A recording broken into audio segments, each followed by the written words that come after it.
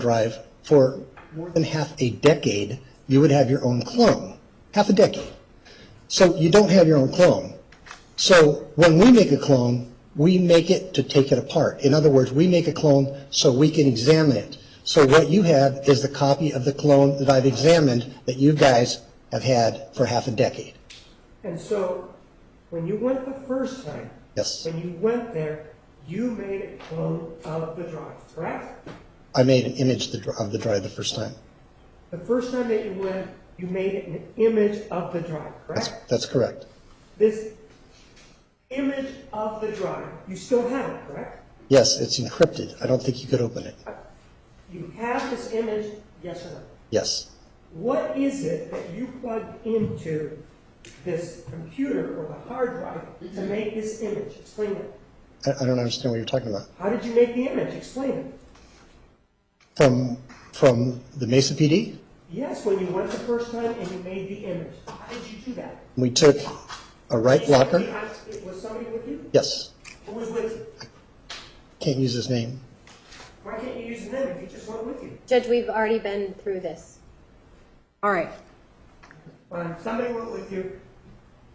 And what did the two of you bring with you? We brought 2 right blockers and some cameras.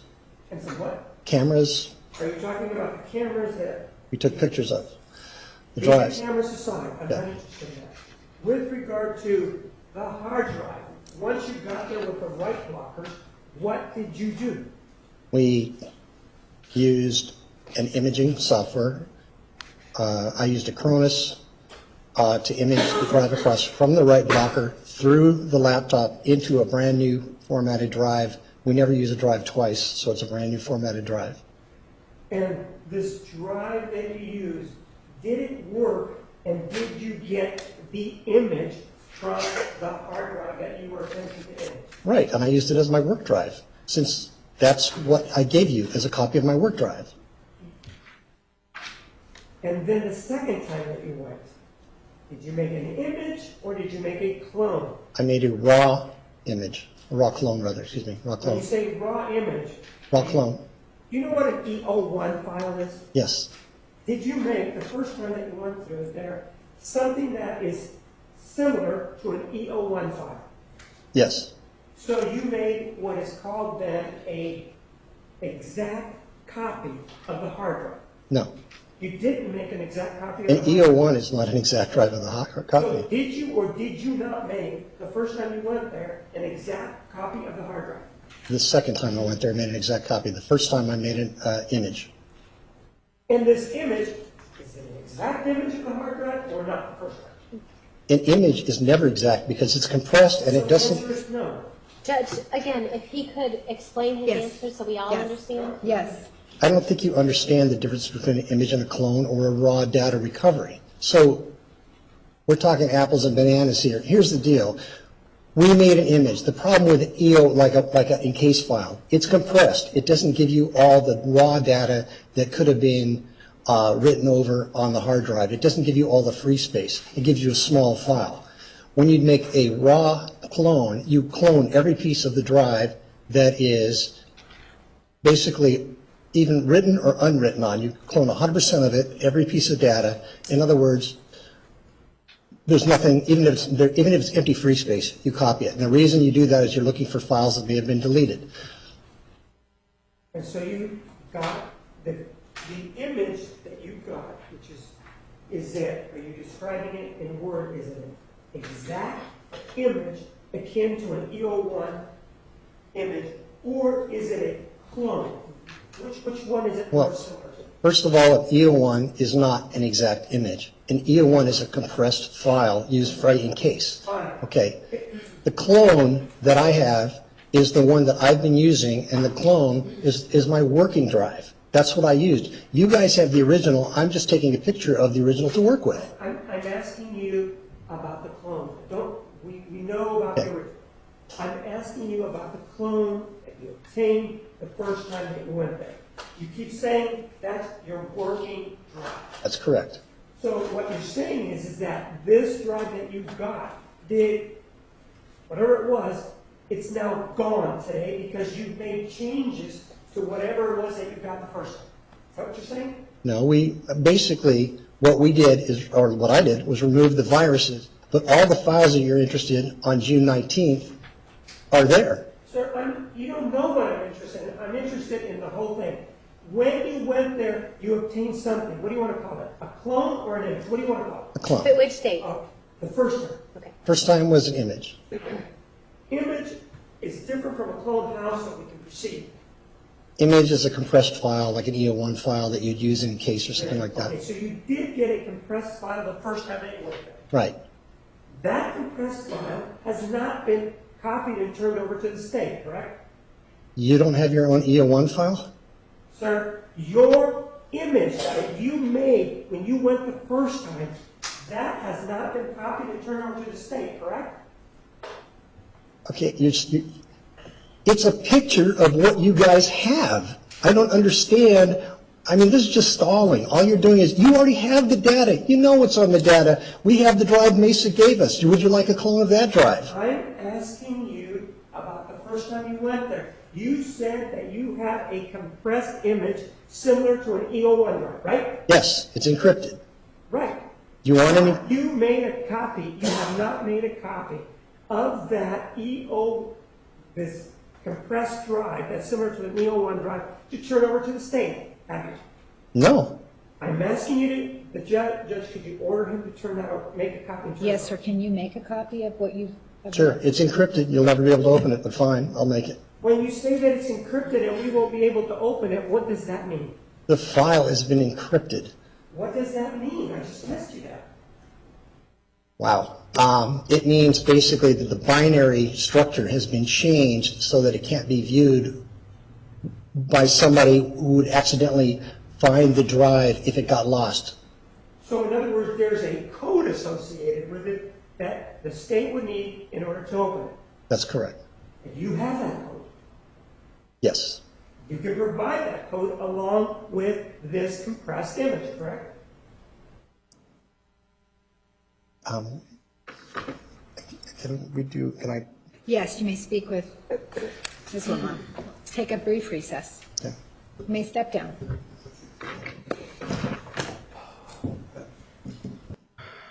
The encrypted copy. How was that encrypted? Who encrypted it? Judge, you can't answer that. Is it somebody that you work with that they encrypted? Yes. And when you, this encryption, can be, this person, whoever he may be, can be unencrypted. Yes. Then I would ask that he be ordered to provide an unencrypted copy. I mean, just want to be sure. You want a picture of the original drive of a picture of stuff you've already had for half a decade. Is that correct? No, I want an exact copy, exact image. I want an exact image of your compressed image that you say is encrypted but can be unencrypted. That's what I want. But do you realize we have the drive you gave Lonnie, the drive that you gave Lonnie that we went through has everything that we said is on here. So I don't see what possible reason you'd want to do that. Everything that we've pulled up is also on the other drive. Judge, could you order him to provide an to answer this question? Council approach, please.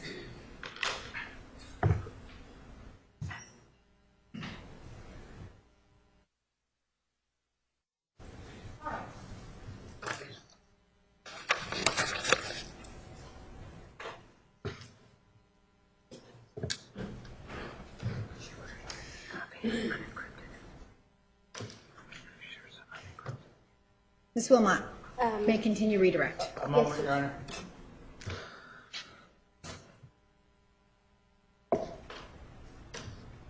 Judge, and if that language that you issue in the order, it should include unencrypted image. It should say unencrypted image. And Judge, just for the record, the image that Mr. Dworkin received that Mesa Police Department made for him was created on December 12th of 2009. So if the state wanted a copy of that, That would probably be a lot easier.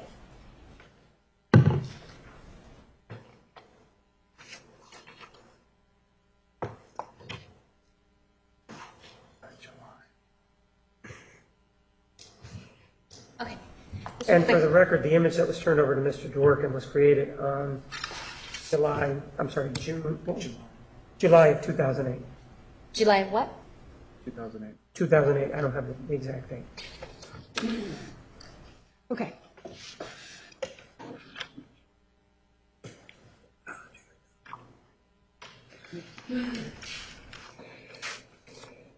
Okay. I just had a couple more. Excuse me, I just want to ask you something. It was said that the drive provided to Mr. Dworkin was created in 2008? That's what the state is just saying, that it was created in July of 2008. Well, then why does it show the files were modified in 2009 on 9/16? That would be a good question. Going through that drive that Mesa PD provided to Mr. Dworkin, were there images on there from June of 2009? Yes, June 9/16, 2009. And would that be possible if the drive was cloned or imaged in July of 2008? No. Okay. I want to talk to you about a few other things. You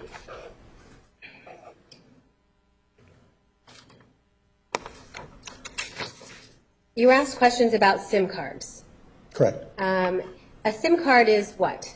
It's basically the ID between you and your cell provider in a cell phone. It's a little chip that basically identifies your phone, or actually not your phone, but your account. Because if you have two identical phones, you could switch the SIM card, and the phone company just looks for the SIM card, not for the actual phone. What if a phone does not have a SIM card in it? Can that phone receive a call?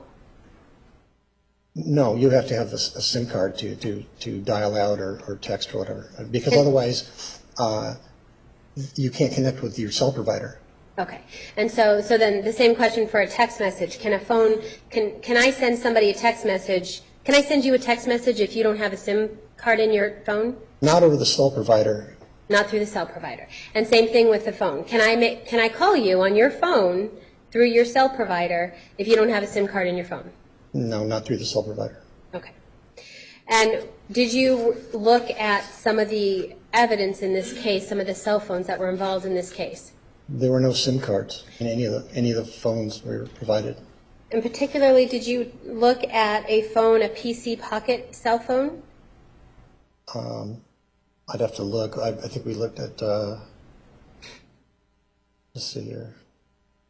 Was it one that Mesa Police had, or was one that was? That was the one came from court. It was an exhibit. Yes.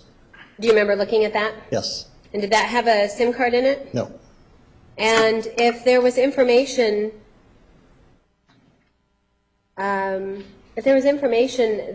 the Mesa Police Department found that a call was placed from that phone, so that phone was used on June 4th of 2008 at 12:15 in the afternoon, would there have been a SIM card in that That's phone correct. in order to make the call? There would have to be, yes. Okay.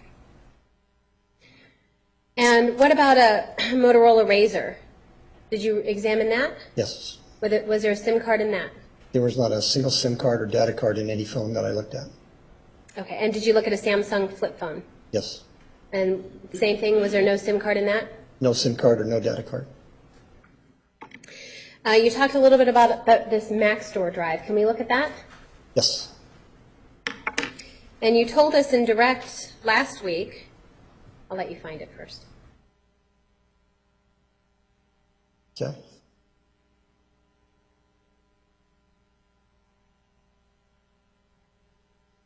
You told us that you examined this Maxtor external drive, right? That's correct. Okay.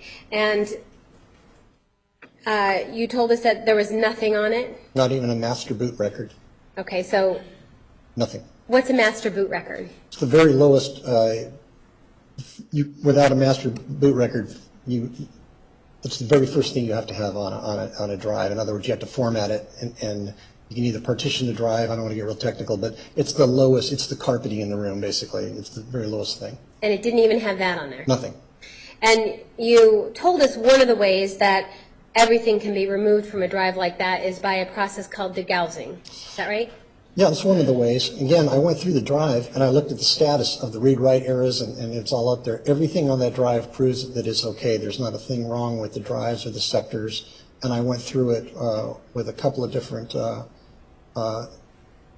tech programs to make sure that that it was an absolutely functional drive. In other words, if you were to right now take that drive and it would work fine.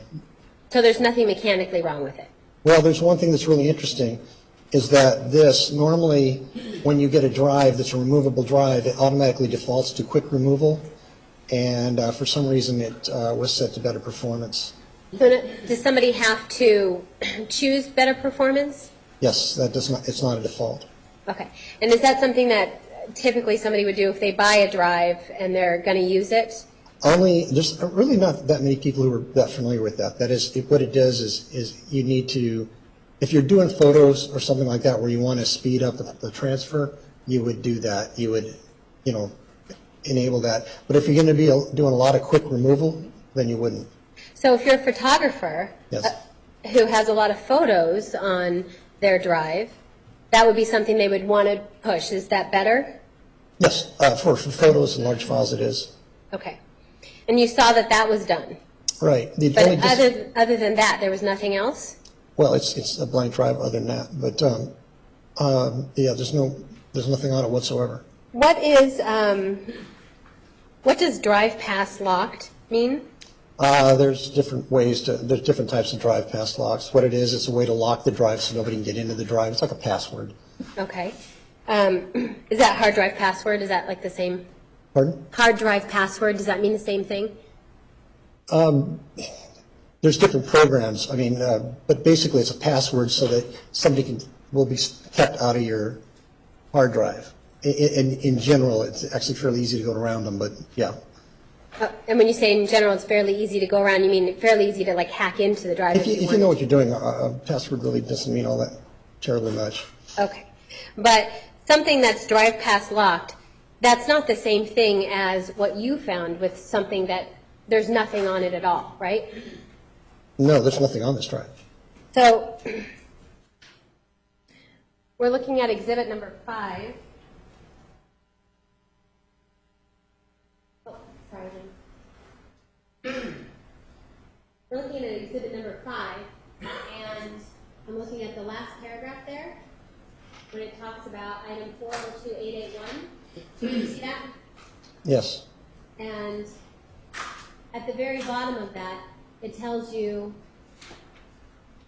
that this person who's writing the report, Detective Melendez, examined a Maxtor one-touch mini external drive, right? Mm-hmm. Is that a yes?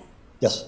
And then you see at the bottom of that, it says he was unable to access the external drive because it was drive pass locked.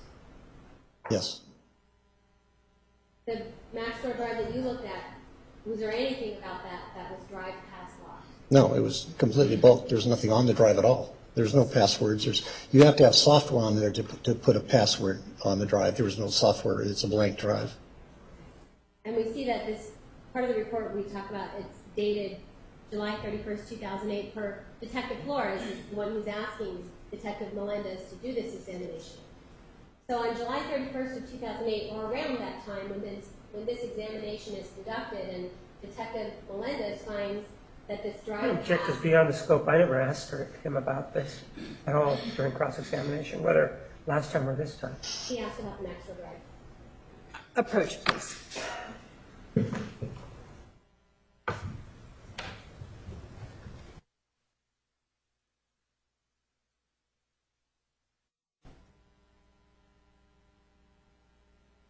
So in 2008,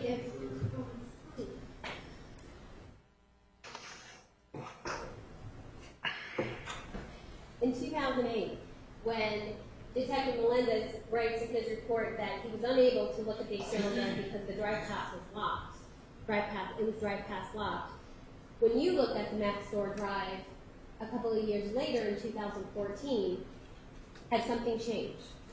Well, I don't know. I mean, there's no password lock because there's nothing on the drive. It's completely blank. So in your opinion, does that mean that something changed from 2008 to 2014? Yes, because if there was a password lock, there would have been some sort of formatting and some sort of master boot record and some sort of program to do the lock file. There was nothing on this file. And then again, going back to the records, the actual hard drive is physically fine. So it's not a hard drive error. It's just somehow the files that were there are no longer there. Thank you, nothing further. Recross.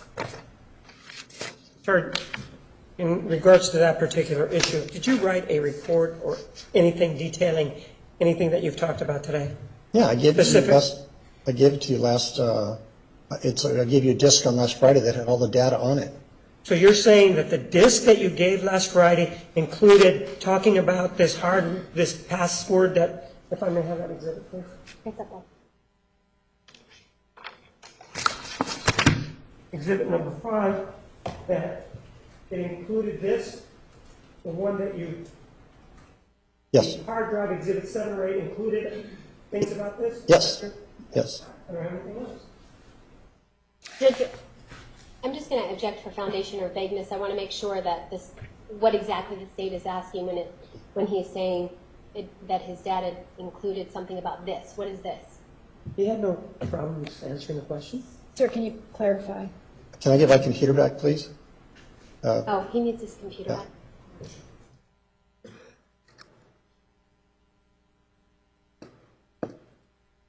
I showed in court last time all these files, which basically are the actual study of that drive. So it shows what the status of the drive is.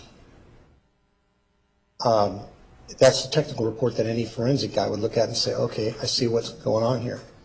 Now, you can quibble about that there's no written report that connects the dots, but anybody who knows anything about computers can look at it and go, I get it. All right, thank you. You may step down. Thank you. Any other witnesses? No, Judge. Not at this time. Mr. Martinez? State Counsel Gregory Parzik.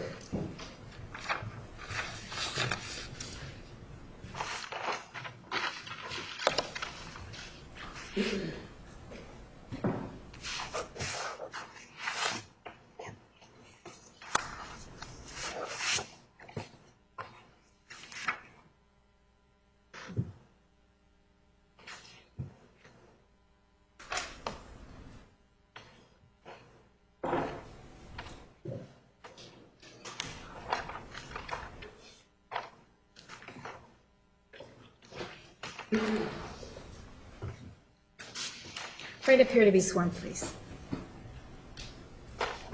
Please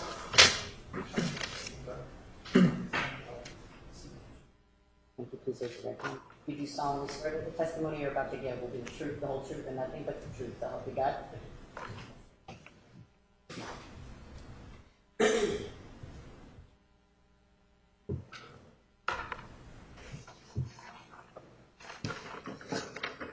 Judge, before we get started, since Mr. Parzik represented the defendant previously, he can speak about things that are not attorney-client.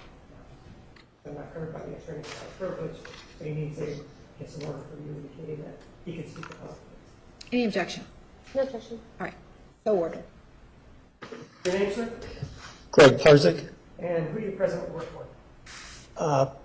I guess self-employed, but I'm part-time with the Office of a Legal Defender. And drawing your attention back to June of 2009, were you employed in the same sort of capacity? I was. And as part of your employment, did you have occasion to represent an individual by the name of Jodi Arias? I did. And who was your co-counsel? Maria Schaefer. And as part of that representation, did you and Ms. Schaefer have occasion to examine some property back on June 19th of 2009? We did. What was your understanding as to the time that was supposed to start? 2 o'clock. I remember after talking a little bit with you, I went back, looked at my calendar from 2009 and saw that it was penciled in at 2 o'clock. And do you remember about what time you got there? Before 2, because I remember being in the parking lot waiting, and again, this is 5.5 years ago. I'm pretty sure Maria came a little bit earlier, and I'm pretty sure you were there a little bit earlier as well in the parking lot. And after the three of us were in the parking lot, what happened next? We all went into the Mesa Police Department, and we were eventually led back to a room where the property was either there or brought out. And do you remember what detective was involved in either bringing the property there or meeting it? I don't remember the detective's name. Is he the individual sitting here? Yes. Your Honor, may the record reflect the identification of Detective Ellis? Yes. And so, what happened then? If I remember correctly, we were there, all of us who you just mentioned, and also our investigator, went back to this room, and we just started looking through property. The property was brought out or was already there, and we just went through the property. What was that investigator's name? Gilbert Martinez. And Gilbert, I know his first name's Gilbert. I can't think of it. I'm sorry. And while you were there, in terms of any computers, do you remember looking at any computers?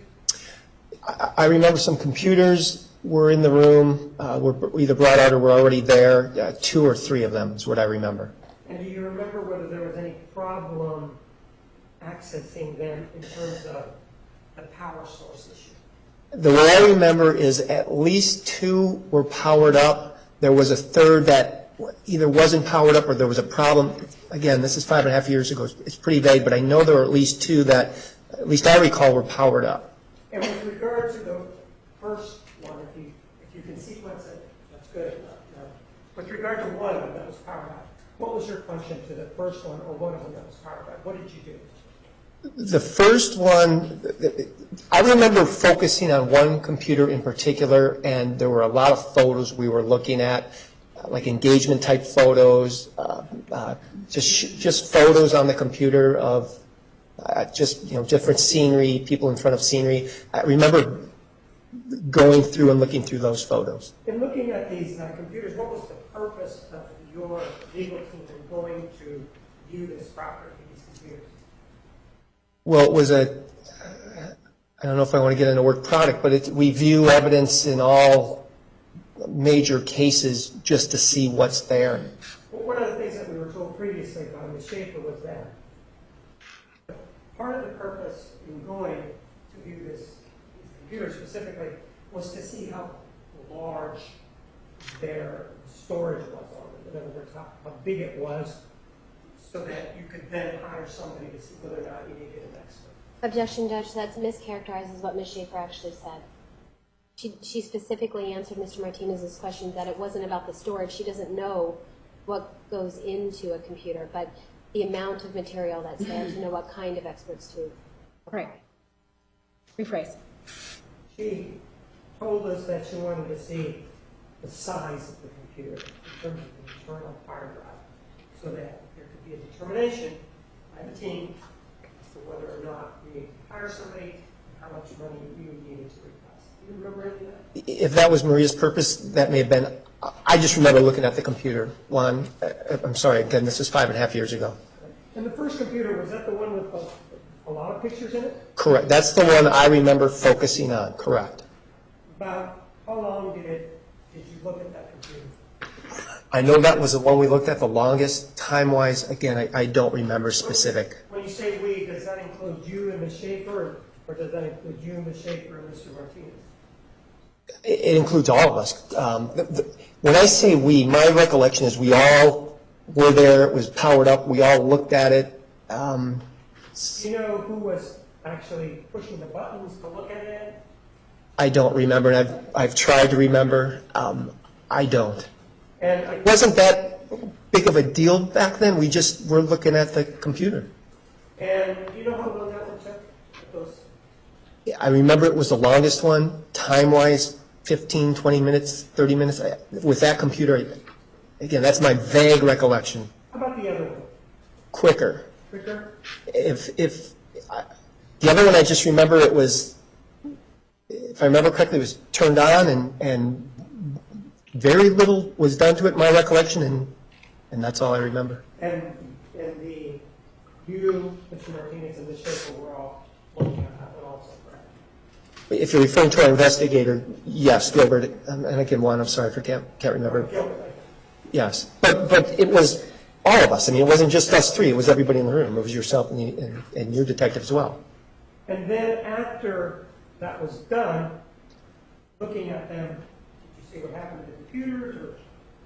Or? I remember once we were done, we left. The order we left, I don't remember. I do remember, the way I remember it is when we left, and when I say we, either me, Ms. Schaefer, you, two of us, three of us left, I remember the property still being back in Mesa, Mesa property room, and I remember the detective being back with the property. What happened to it, I don't know. And in terms of viewing the pictures on the first one, do you remember how you viewed the pictures? In other words, how did you go from one picture to the other? Somebody was moved, obviously somebody had to have been going through the pictures, clicking on something, specifically who that was, again, and I've tried to remember who it was, I can't. And there would be a pushing of buttons to go from one picture to the other. Yes. And then how about on the second computer that you remember viewing? In order to go from one picture to the other, would there be a pushing of buttons? And on that second computer, I don't remember, I don't have any recollection of what we viewed, if anything, on that second computer. It just seemed quicker and it was just quicker. About what time do you think you, this prosecutor, and Ms. Schaefer walked out? About what time do you think?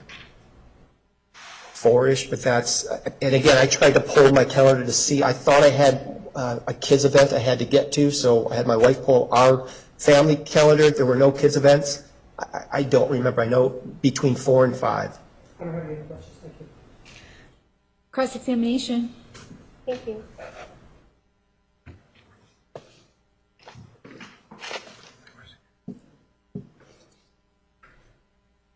My name is Tarzan.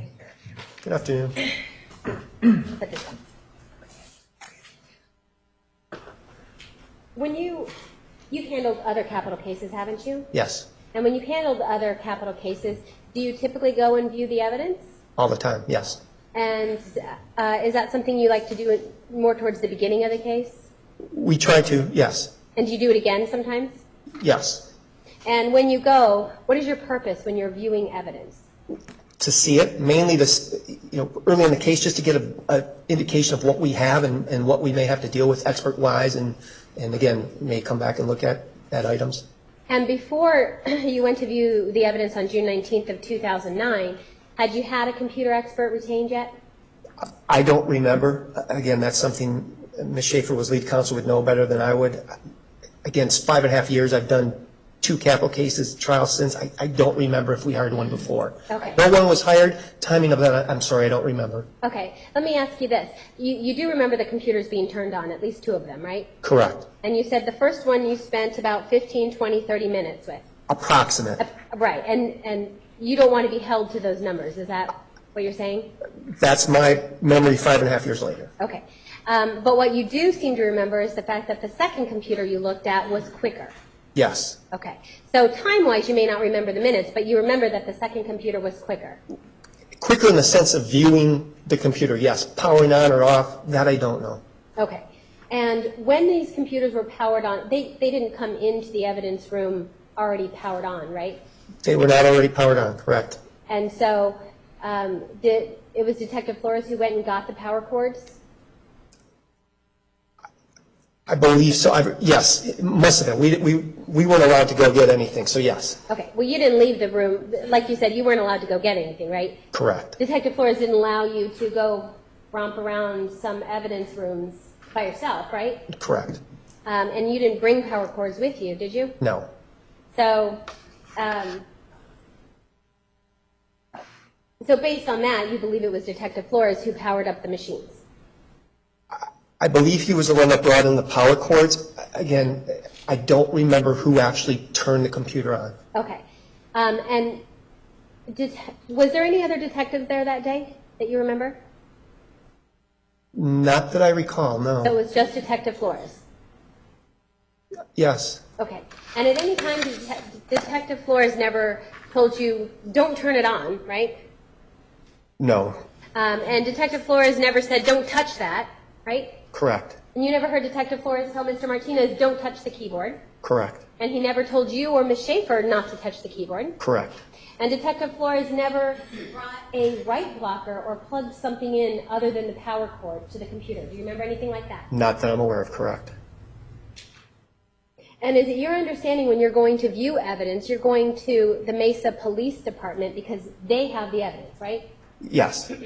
And as an attorney, as a defense attorney who's been practicing for how long? I'm sorry? How long have you been practicing? 20, since 92, what is it, 22 years? So in 22 years, you've come to understand that if the evidence is in the police department's possession, they are in control of it. Is that right? Correct. So when you go to view it, it's up to the Mesa Police Department to let you see something and bring it out for you. Correct. And if you were going to do anything that they thought was wrong, they would have stopped you, right? Objection, speculation, lack of foundation. Overruled. You may answer. I would assume so.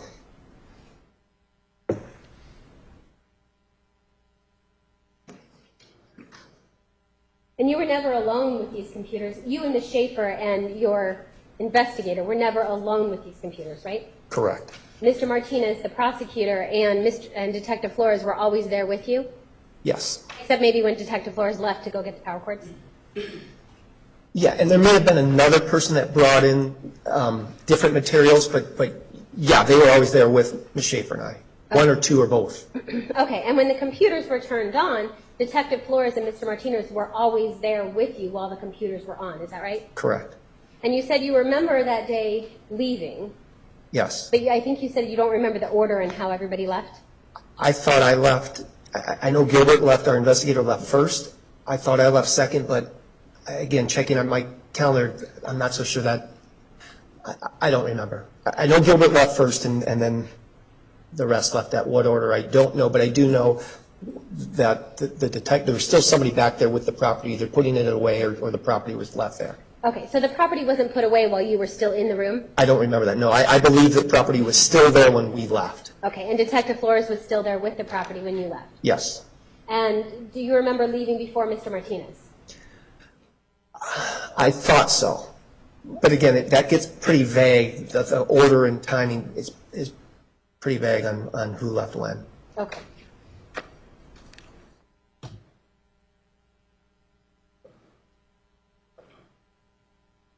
And at the time when you, is that the only time that you went to go view the evidence? I believe Do you so. remember? Or I should say the computer evidence. I believe so.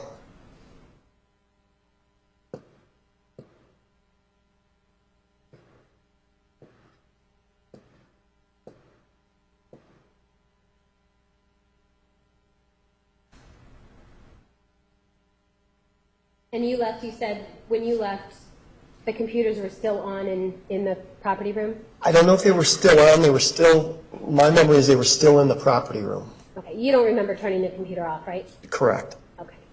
And you said they were still in the property room, and that was with Detective Flores? I believe so, yes. All right, thank you. Nothing further. Redirect.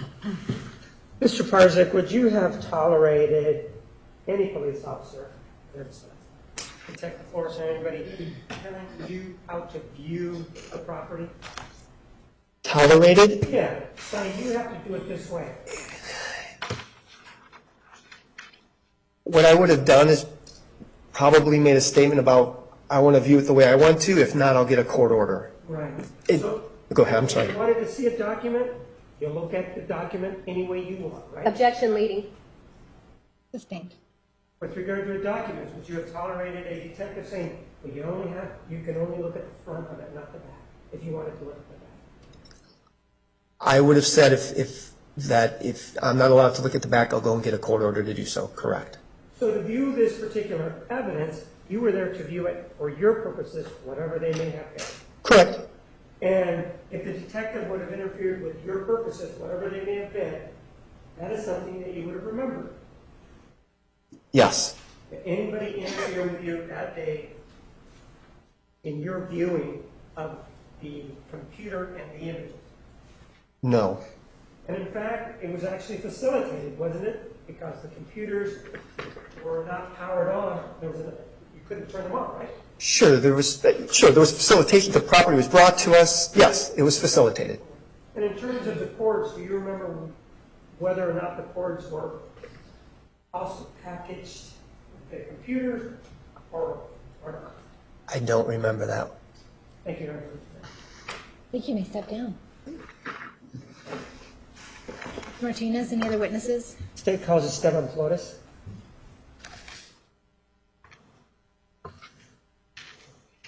You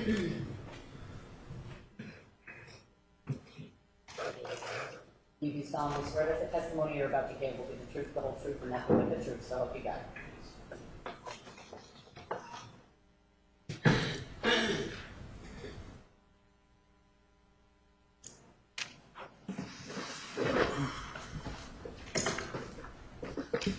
Your name, sir? My name is Esteban Flores. And you're a detective with the Mesa Police Department, or were a detective with the Mesa Police Department? I still am, yes. But what is your current function? I'm currently with the Media Relations Office. And in terms of the killing of Travis Alexander, were you the case agent? Yes, I was. And as the case agent, if one of your duties include making the property held by the Mesa Police Department available at the request of defense counsel. Yes. So that on June 19th, 2009, did you pull that property just on a whim on your part? No, I did not. Why did you pull specifically the computers?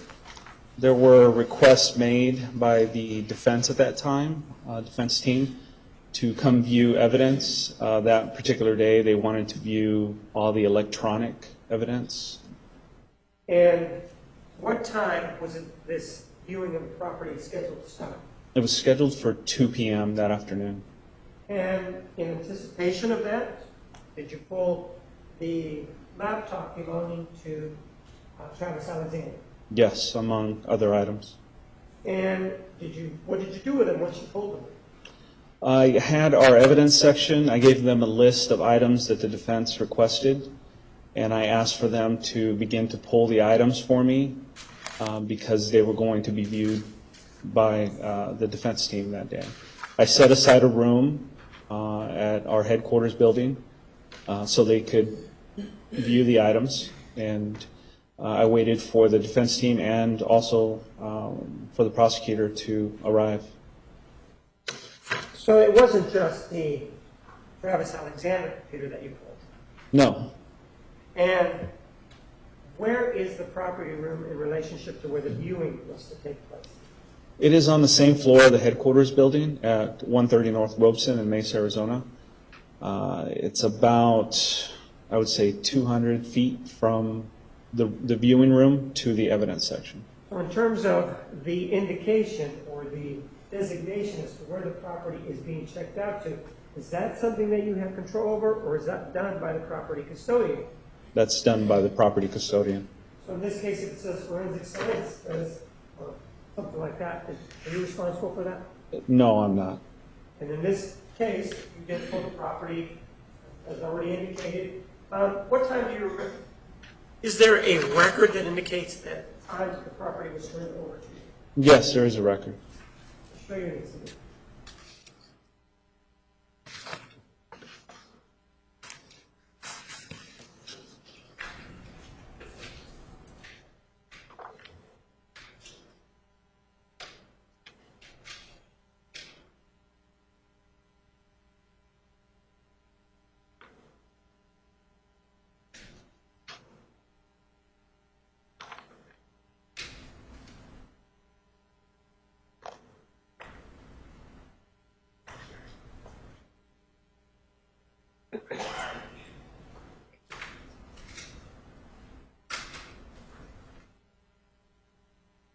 Take a look at exhibit number 9 and see if you recognize this is.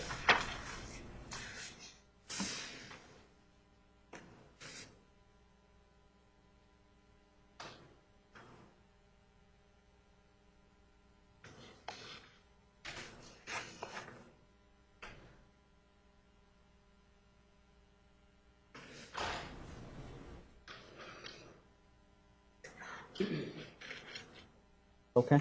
What is it? This is the chain of custody documentation for Travis's computer. And then we call it the compact presario, correct? Compact Presario computer, yes. And does it include the June 19, 2009 event when you checked it out for Mr. Parzik and Ms. Schaefer? Yes, it does. Move for the admission of executive member 9.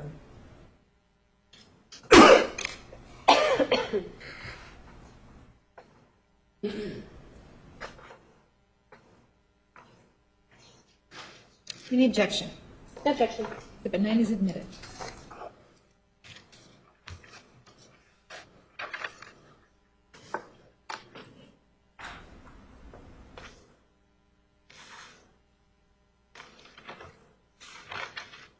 Take a look at that exhibit number 9.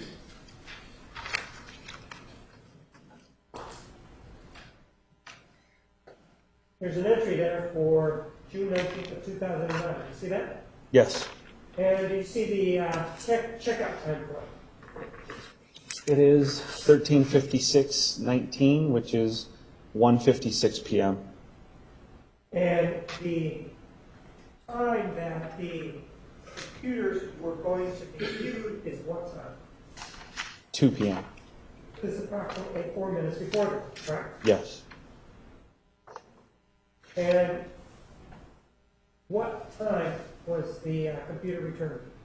16:51, which is 4:51 p.m. And the person that returned it, would that be you? Yes. And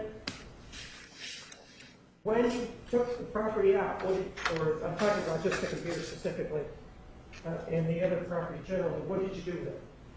I waited for everybody to arrive, set everybody up in the room. I went to evidence and asked them to begin to check the property out for me that I requested. And all items are checked out individually, one at a time. I began to take items over to the room, which the computer was one of them. And then I remember getting a cart because there were so many items. It was hard. It was difficult to go back and forth. So I remember grabbing a cart and putting everything on a cart instead and rolling it all down together. And once you got it into the room, what did you do specifically with this computer? I set items aside, including that computer, and waited for the defense team to begin to ask me to open items up. When you say As it open were. items up, did you keep them packaged until they arrived? Absolutely. They're always packaged. When an item is requested, I had a pair of scissors. I would open it up, remove the item, present it to whoever was there. So in this case, with regard to this computer, was it still packaged when Mr. Parzik and Ms. Schaefer showed up? Yes. And when it was open pursuant to their request or your whim? It was their request. And after they opened this computer up, did they also ask to open other computers? Yes, they did. And did you do that for them? Yes, I did. And when these computers were pulled out, what happened then in terms of whether or not they could have access to the content of the computer? They had somebody with them. I thought it was a computer forensic examiner or somebody to deal with that stuff, and I allowed them to view the evidence. When you say you allowed them to view the evidence, specifically, how is it that they viewed it? I'm talking about this computer. What happened with this computer, and in terms of them viewing the evidence? When I presented the item to them, they opened the computer, they plugged it in and turned it on and began viewing the contents. When you say that who plugged it in? I don't know, either Ms. Schaefer or Mr. Parzik or the investigator that was with them. I didn't see who turned it on. And the cord to this computer, where was it? It's packaged with the computer in the same packaging, and it's still there to this day. And so you saw them plug it in, and then what happened? I don't believe I saw them plug it in, but I remember people hovering around a computer while I was dealing with other items, setting things aside, and people were looking at the computer. And who do you remember was pushing the buttons? Don't recall. It was one of the defense team or the investigator that was with them. So it was either Mr. Parzik, Ms. Schaefer, or their investigator who was Yes. buttons to view the items. Yes, I don't get involved with what they're doing. Were you the one that suggested, hey, you need to power this up to look at it? Absolutely not. Are you going to interfere with them if they say they want to power something up? No. And is it your job to monitor the defense team so that you tell them, hey, you really shouldn't do that, it's not a good idea? Do you do that, or is your function otherwise to just stand there and let them do their job, whatever their job may be? I am there to facilitate whatever they're requesting to do and make sure they don't leave with an item. Are you there to provide, for example, legal advice? Absolutely not. How about, are you there as a computer forensics expert? I am not a computer forensics But are expert. you there in that capacity? No. And did anybody ever ask you on that day, hey, is it a good idea if we turn this on or not? Was anybody asking you permission? And I'm talking about either Mr. Schaefer or Mr. Parzik in terms of this computer. Did they ever ask you permission to look at it? Or did they just go about their business? They went about their business. Nobody asked me. How long did this viewing of the property take? It was a few hours. And what do you remember happening as they got done looking at the property? I began to place items back on the cart that I had checked out from evidence and got it prepared to go back and re-impound it. When you say that you got them prepared to go back, specifically what is it that you were doing? Well, as an item is opened up and looked at, I make sure that as soon as they're done with it, I repackage it, tape it back up, my initials go back on it, and the date. And that item goes back on the cart that I was using. So for example, this compact Presario, it was on for 12 minutes from 2:58 to 3:10 p.m. After 3:10 p.m., what would you have done with that compact Presario in terms of, they've been sitting there, packaging it, what would you have done with it? It would have been repackaged right away, put back on the cart, and another item would have been given to the defense at that point. And would they be present when you were packaging this event? Yes. So in this particular case, when you're repackaging this thing, this computer at 3:10 p.m., would Mr. Schaefer and Mr. Parzik been present, Yes. They were present while everything was repackaged. including this computer? Yes. And then what happened to the items? The items, I pushed them back to the evidence section and requested that they be impounded again. So exhibit number 9, when is it that they checked them in? At 16:51 hours, which is 4:51 p.m. You were asked about, well, one of the things that was an issue brought up about some telephones. Do you remember that testimony? Yes. And something about SIM cards. Do you remember that? Yes, I do remember. The telephones that they were referring to, are you familiar where the Mesa Police Department seized them from? They were seized from Wairika, California. And specifically, do you remember the house? It was on Pine Street, I believe. And they were seized during the search warrant of the house on Pine, right? Yeah, where the defendant was living. And in terms of those telephones, were they seized in the condition they were impounded? Yes, they were. So for example, if they didn't have a SIM card, do you know why they wouldn't have a SIM card? I would have no idea. The person to ask, would it be you or would it be the defendant? The owner of the phone, which is the defendant. Or it would be somebody in the home also, you might know, correct? Yes. At any point, did you ask anybody, hey, remove the SIM card from this telephone? No, absolutely not. And these telephones, after you impounded them, or who impounded them? We were assisted by detectives from the Wairika or Siskiyou County Sheriff's Department. How did those telephones get back to Mesa? They were shipped to us. I believe it was FedEx overnight. And were they in the same condition as when you saw them in Puerto Rico? Yes. You were asked, you saw this video camera. You remember seeing that? And it had a broken door on it? Yes, I remember. Are you familiar how that door came to be broken on that? I am. How was that? Detective Melendez was tasked with looking at that video camera and seeing what was on the video.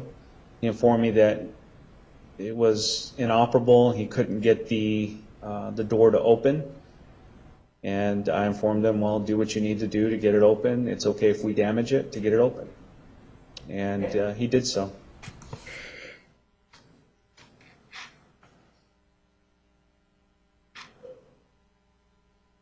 Exhibit number 5, in terms of this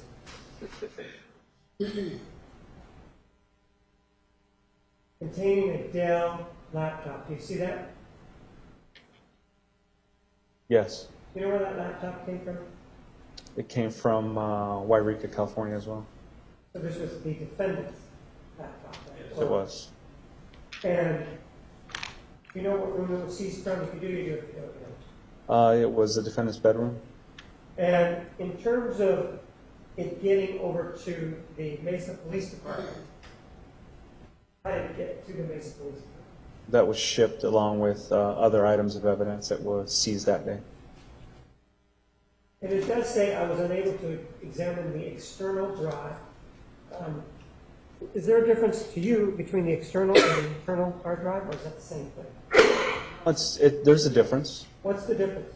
An internal hard drive would be something that's inside of a computer. An external is something that you purchase that you would store information on outside of a computer that you could carry with you from computer to computer.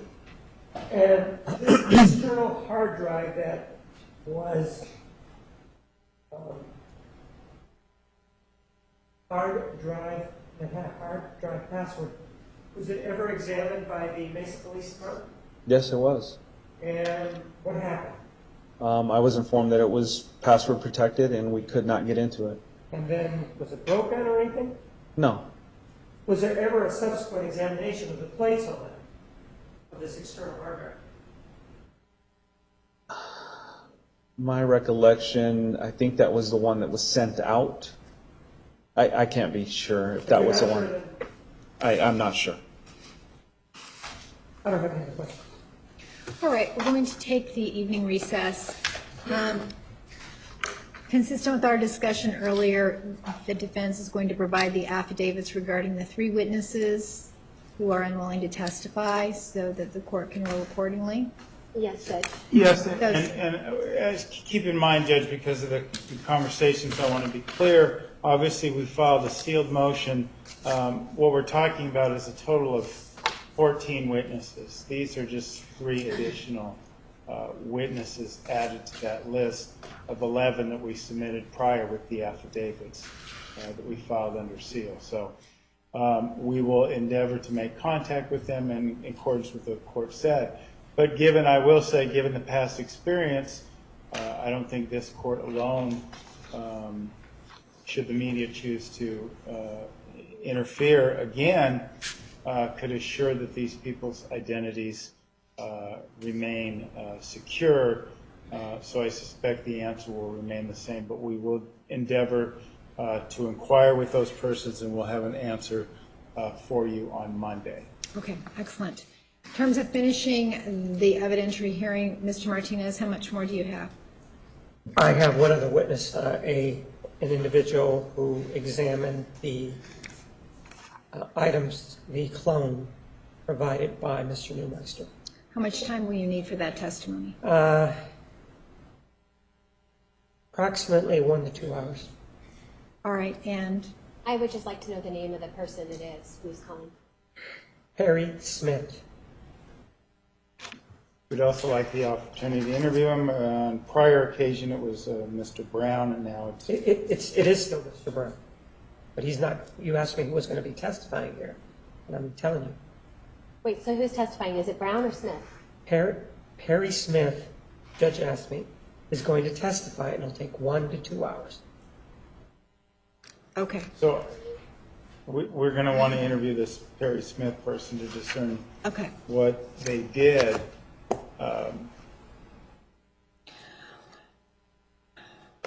Given the likelihood of unavailability of further witnesses, we can find out Monday, but possibly proceeding with this early next week, I think would be viable.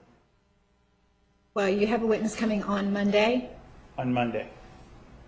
so let's plan to finish this hearing on Wednesday, the 10th, Okay. at 10:30. All right. There's still the issue of the order. My understanding was that you were going to issue an order to Mr. Newmeister that he is to provide us with an unencrypted copy, an unencrypted exact image of the compressed image as he described it from his first visit to the Mesa Police Department. And again, that's exactly what they gave Lonnie Dworkin. They're incorrect about the dates, and we can provide a mirror image of that. Because that compressed file was exactly what they gave Lonnie Dworkin in December of 2009.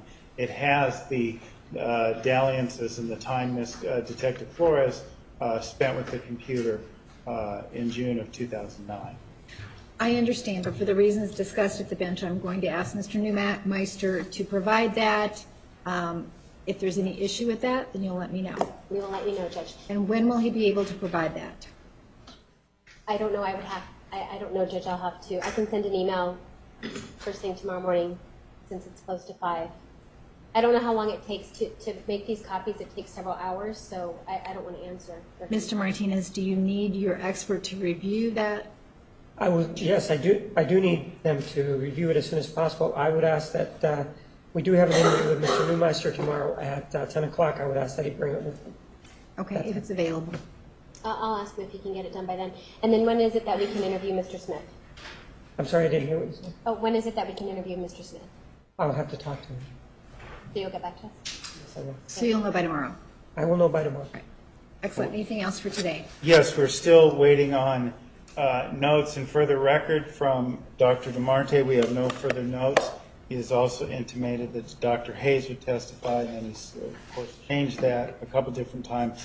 But we have no information related to Dr. Hayes and or what she will testify to. I will, on Monday, give them the notes from Dr. DeMarte and any other notes that Dr. Hayes has for their review, whatever those notes may be. Those will be available at 9:30 on Monday. I will make sure that it gets done. For the record, I've already given them a copy of the notes from both of them when you ordered it previously. There's been actually nothing disclosed related to Dr. Hayes and only materials reviewed related to Dr. DeMarte. That is all we've received. And those are in note form. Those are the notes they had with regard to this case. They're not going to create notes just to satisfy them. I did make two disclosures from Dr. DeMarte, an initial one, and then another one, including whatever her notes were. And then I included a disclosure of the notes of Dr. Hayes, whatever they were at that time.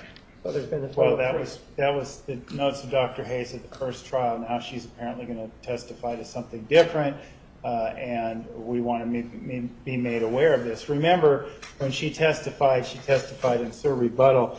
And this goes back to this issue we talk about, unconstitutional gamesmanship. I've cited case law over and over again about Ms. Arias' right to understand what this evidence is. It's not rebuttal. The state is completely incorrect. We've talked about this idea that the state, and there's case law specifically on it, where they're not to use the defendant's goodwill of giving them all the disclosure in a timely fashion and then playing this game where they hold back.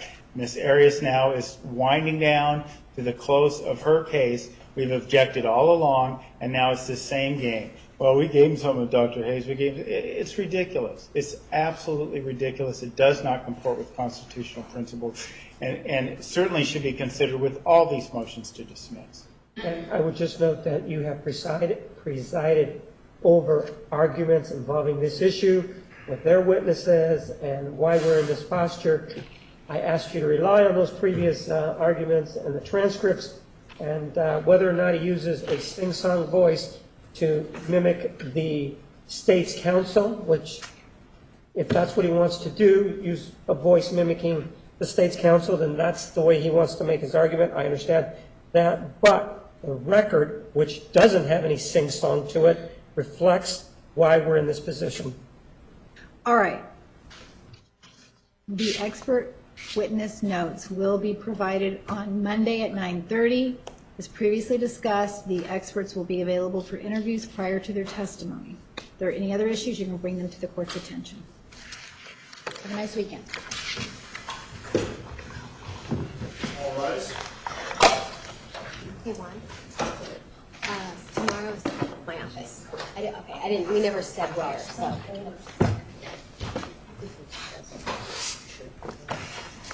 The line is.